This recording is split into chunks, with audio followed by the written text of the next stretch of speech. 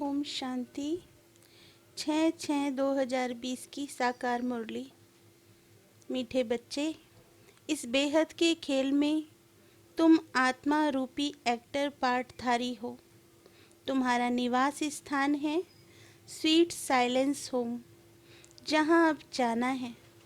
प्रश्न: जो ड्रामा के खेल को यथार्थ रीति जानते हैं, उनके मुख से कौन से शब्द नहीं निकल सकते?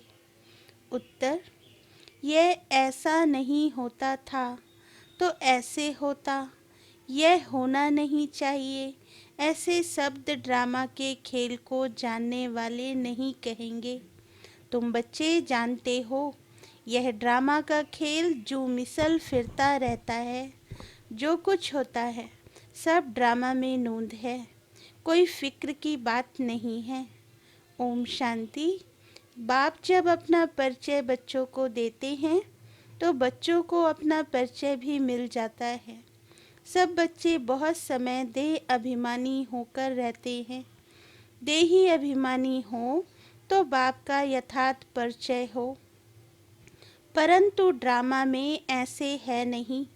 भल कहते भी हैं भगवान गॉड फादर है, रचता है, परंतु जानते नहीं। शिवलिंग का चित्र भी है, परंतु इतना बड़ा तो वह है नहीं। यथार्थ रीति न जानने के कारण बाप को भूल जाते हैं। बाप है भी रचता, जरूर रचेंगे भी नई दुनिया। तो जरूर हम बच्चों को नई दुनिया की राजधानी का वर्षा होना चाहिए। स्वर्ग का नाम ही भी भारत में मशहूर है, परंतु समझते कुछ भी नहीं। कहते हैं फलाना मरा स्वर्ग पधारा। अब ऐसे कभी होता है क्या? अभी तुम समझते हो। हम सब तुच्छ बुद्धि थे, नंबरवार तो कहेंगे ना। मुख्य के लिए ही समझानी है कि मैं इनमें आता हूँ। बहुत जन्मों वाले अंतिम शरीर में यह है नंबर 1। बच्चे समझते हैं, अभी हम उनके बच्चे ब्राह्मण बन गए। यह सब है समझ की बातें। बाप इतने समय से समझाते ही रहते हैं, नहीं तो सेकंड की बात है। बाप को पहचाना। बाप कहते हैं मुझे याद करेंगे तो तुम्हारे विक्रम विनाश होंगे। निश्चय हो गया। फिर कोई भी बात में प्रश्न आदि उठ नहीं सकता। बाप ने समझाया है, तुम पावन थे जब शांति धाम में थे। यह बातें भी तुम ही बाप द्वारा सुनते हो, दूसरा कोई सुन न सके। तुम जानते हो हम आत्माएं कहाँ की रहवासी हैं। जैसे नाटक के एक्टर्स कहेंगे हम यहाँ के रहवासी हैं, कपड़ा बदलकर स्टेज पर आ जाएंगे। अभी तुम समझते हो हम यहाँ के रहवासी नहीं हैं, यह एक नाटकशाला है। यह अभी बुद्धि में आया है कि हम मूल वतन के निवासी हैं, जिसको स्वीट साइलेंस होम कहा जाता है। इसके लिए ही सब चाहते हैं, क्योंकि आत्मा दुखी है ना। तो कहते हैं हम कैसे वापस घर जाएं। घर का पता न होने के कारण भटकते हैं। अभी तुम भटकने से छूटे, बच्चों को मालूम पड़ गया। अभी तुमको सचमुच घर जाना है। अहम आत्मा कितनी छोटी बिंदी है, यह भी वंडर है, जिसको कुदरत कहा जाता है। इतनी छोटी बिंदी में इतना पाठ भरा हुआ है। परमपिता परमात्मा कैसे पाठ बजाते हैं, यह भी तुम जान गए हो।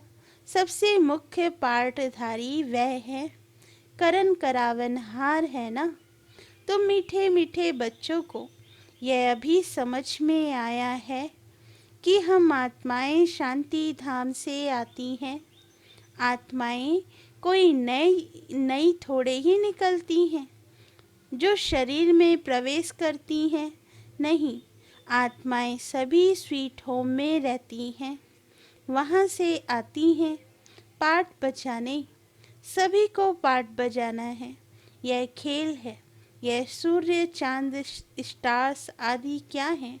यह सब बत्तियां हैं जिसमें रात और दिन का खेल चलता है।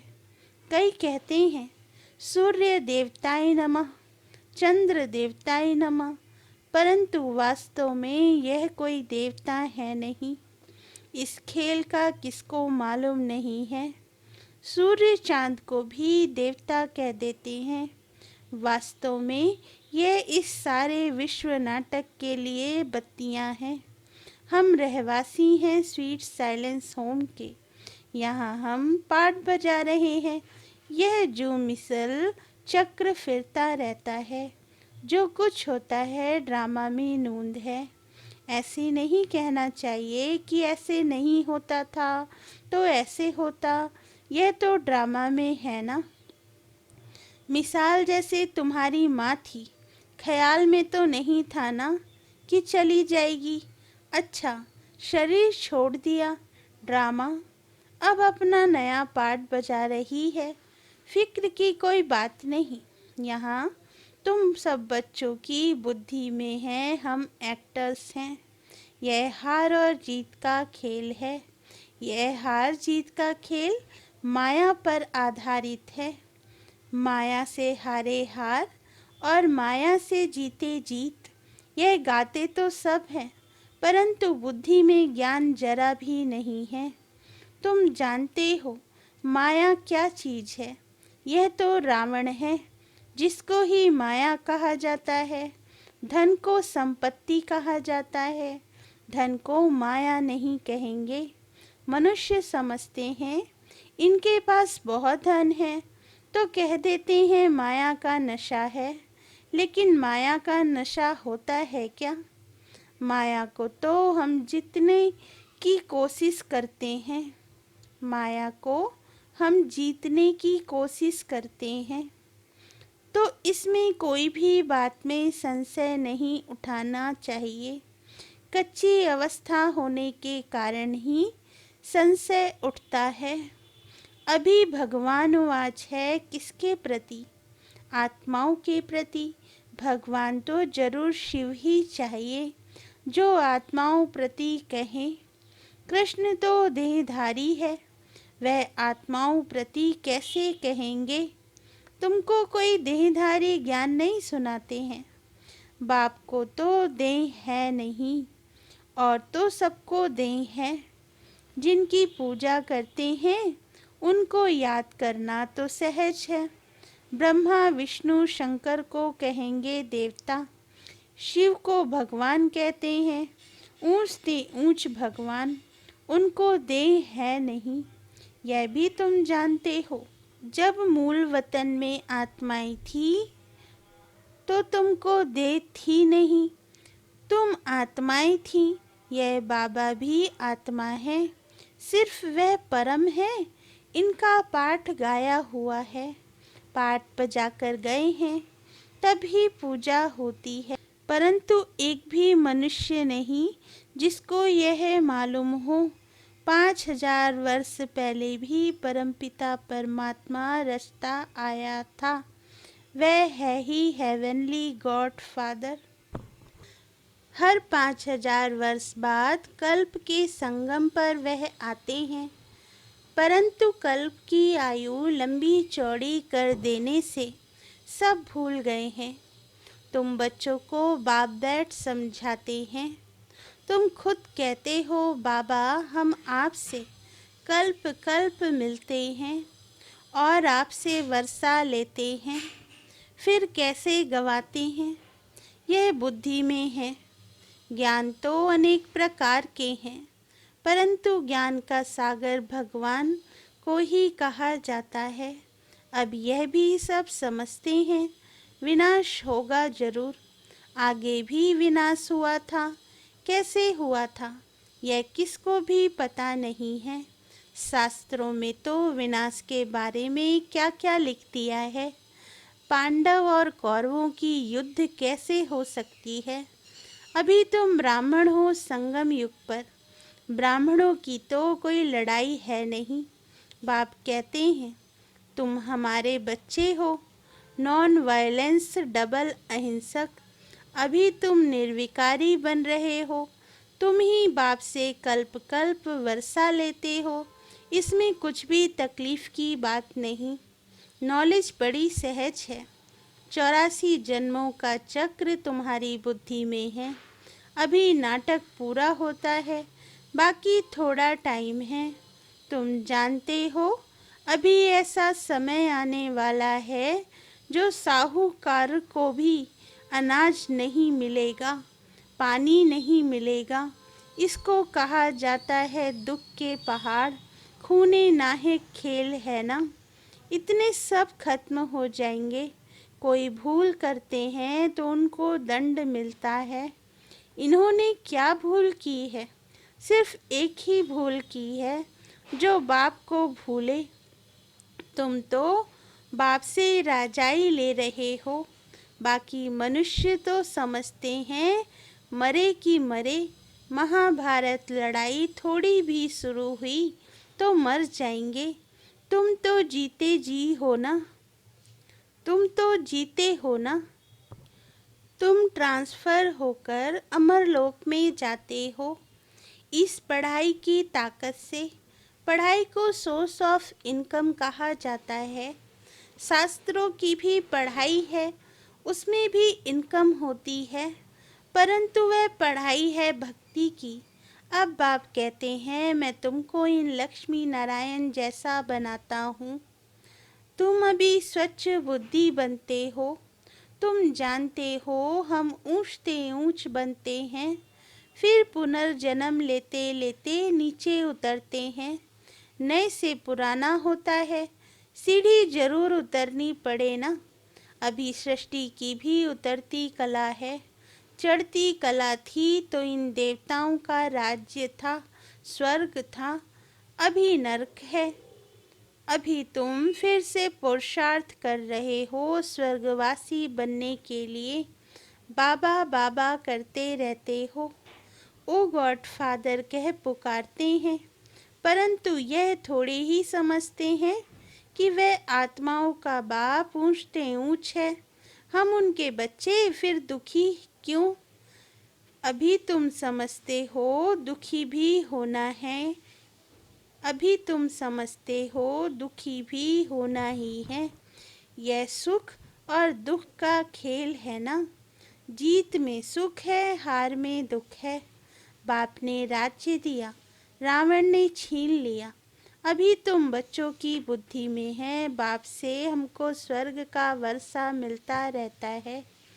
बाप आया हुआ है, अभी सिर्फ बाप को याद करना है तो पाप कट जाए। जन्म जन्मांतर का सिर पर बोझा है ना, यह भी जानते हो। तुम कोई बहुत दुखी नहीं होते हो। कुछ भी है आटे में नमक, कुछ सुख भी है आटे में नमक, जिसको काग विष्टा समान सुख कहा जाता है। तुम जानते हो सर्व का सद्गति दाता एक ही बाप है।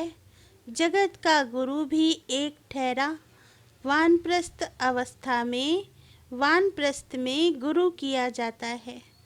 अभी तो छोटे को भी गुरु करा देते कि अगर मर जाए तो सद्गति को पाएंगे। बाप कहते हैं वास्तव में किसको भी गुरु नहीं कह सकते। गुरु वह जो सद्गति दे। सद्गति दाता तो एक ही है, बाकी क्राइस्ट बुद्ध आदि कोई भी गुरु नहीं है। वे आते हैं तो सबको सद्गति मिलती है क्या? क्राइस्ट आया, उनके पीछे सब आने लगे जो भी उस धर्म के थे। फिर उनको गुरु कैसे कहेंगे जबकि ले आने के निमित्त बने हैं। पतित पावन एक ही बाप को कहते हैं। वह सबको वापस ले जाने वाला है। स्थापना भी करते हैं। सिर्फ सबको ले जाए तो प्रलय हो जाए। प्रलय तो होती नहीं। सर्वशास्त्रमयी शिरोमणि श्रीमद् भगवद गीता गाई हुई है। गायन है यदा यदा ही। भारत में ही बाप आते हैं। स्वर्ग की बादशाही देने वाला बाप है। उनको भी सर्वव्यापी कह देते हैं। अभी तुम बच्चों को खुशी है कि नई दुनिया में सारे विश्व पर एक हमारा ही राज्य होगा। उस राज्य को कोई छीन नहीं सकता। यहाँ तो टुकड़े टुकड़े पर आपस में कितना लड़ते रहते हैं। तुमको तो मजा है, खग्गियाँ मारनी है। कल्प कल्प बाबा से हम वर्षा लेते हैं तो कितनी खुशी होनी चाहिए। बाप कहते हैं मुझे याद करो, फिर भी भूल जाते हैं। कहते हैं बाबा योग टूट जाता है। बाबा ने कहा है योग अक्षर निकाल दो, वह तो शास्त्रों का अक्षर है। बाप कहते हैं मुझे याद करो, योग भक्ति मार्ग का अक्षर है। बाप से ही बादशाही मिलती है स्वर्ग की। उनको तुम याद नहीं करेंगे तो विक्रम विनाश कैसे होंगे, राजाई कैसे मिलेगी। याद नहीं करेंगे तो पद भी कम हो पड़ेगा, सजा भी खाएंगे। यह भी अक्ल नहीं कि इतने बेसमझ बन पड़े हैं। मैं कल्प कल्प तुमको कहता हूँ मामे कम याद करो। जीते जी इस दुनिया से मर जाओ, बाकी बाप की याद से तुम्हारे विक्रम विनाश होंगे और तुम विजय माला का दाना बन जाएंगे। कितना सहज है। ऊँचते ऊँच शिव बाबा और ब्रह्मा दोनों हाईएस्ट हैं। वो पारलौकिक और यह अलौकिक। बिल्कुल साधारण टीचर है। वह टीचर्स फिर भी सजा देते हैं। यह तो पुचकार देते रहते हैं। कहते हैं मीठे बच्चे बाप को याद करो, सतो प्रधान बनना है। पतित पावन एक ही बाप है। गुरु भी वही ठहरा और कोई गुरु हो न सके। कहते हैं बुद्ध पार निर्वाण गया, यह सब गपोड़ा है। एक भी वापस जा न सके। सबका ड्रामा में पार्ट है। कितनी विशाल बुद्धि और खुशी रहनी चाहिए। ऊपर से लेकर सारा ज्ञान बुद्धि में है। ब्राह्मण ही ज्ञान उठाते हैं, ना शूद्रों में ना देवताओं में यह ज्ञान है। अब समझने वाला समझे, जो ना समझे उनका मौत है। पद भी कम हो जाएगा। स्कूल में भी नहीं पढ़ते हैं तो पद कम हो जाता है। अल्फ बाबा बेबादशाही। हम फिर से अपनी राजधानी में जा रहे हैं। यह पुरानी दुनिया खत्म हो जाएगी। अच्छा, मीठे मीठे सिकील दे बच्चों प्रति माता पिता बाप दादा का याद प्यार और गुड मॉर्निंग। रूहानी बाप की रूहानी बच्चों को नमस्ते। धारणा के लिए मुख्य सार। पहला पॉइंट, बाप हमें ऐसे नए विश्व की राजाई देते हैं जिसे कोई भी छीन नहीं सकता। इस खुशी में खग्गियाँ मारनी है। दूसरा पॉइंट, विजय माला का दाना बनने के लिए जीते जी इस पुरानी दुनिया से मरना है। बाप की याद से ही विक्रम विनाश करने हैं।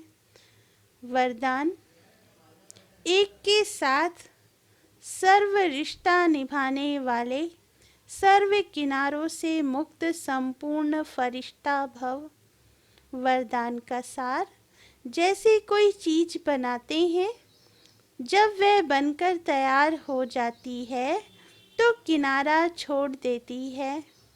ऐसे जितना संपन्न स्टेज के समीप आते जाएंगे उतना सर्व से किनारा होता जाएगा। जब सब बंधनों से वृत्ति द्वारा किनारा हो जाए, अर्थात किसी में भी लगाव ना हो, तब संपूर्ण फरिश्ता बनेंगे। एक के साथ सर्व रिश्ते निभाना यही ठिकाना है। इससे ही अंतिम फरिश्ते जीवन की मंजिल समीप अनुभव होगी। बुद्धि का भटकना बंद हो जाएगा।